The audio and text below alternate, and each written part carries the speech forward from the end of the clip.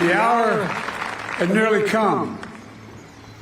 Monday, June 5th, 1944. The evil of Hitler's Third Reich was devastating the world.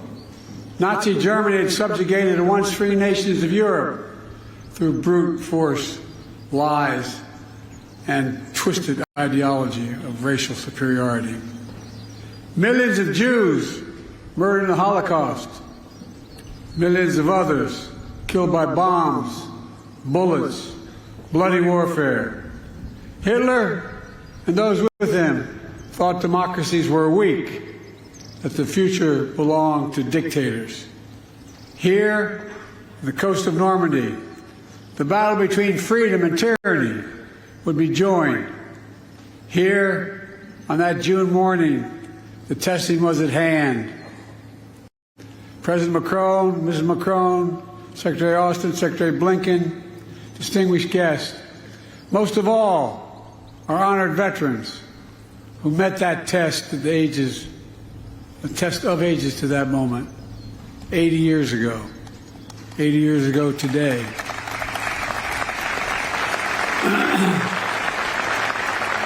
On behalf of the American people and as Commander-in-Chief, it's the highest honor to be able to salute you here in Normandy once more. All of you, God love you.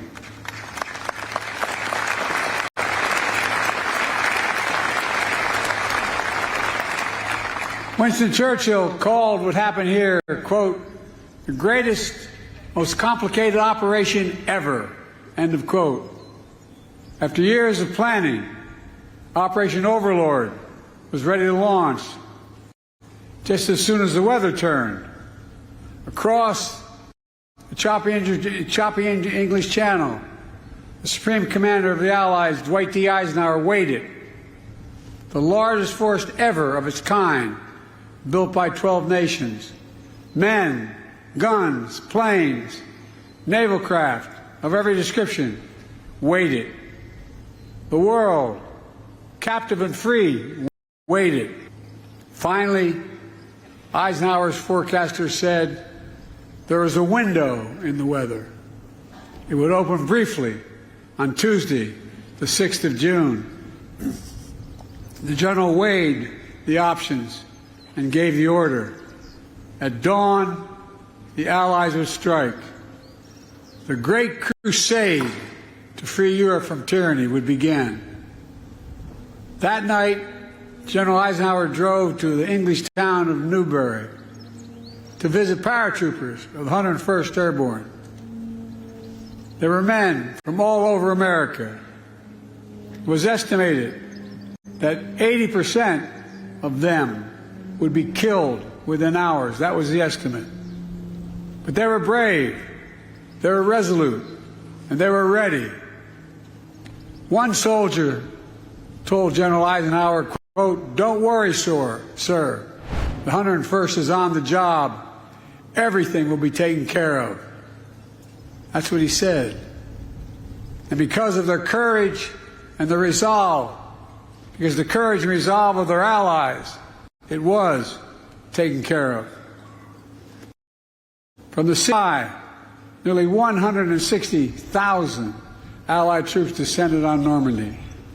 Many, to state the obvious, never came home. Many survived that longest day, kept on fighting for months until victory was finally won.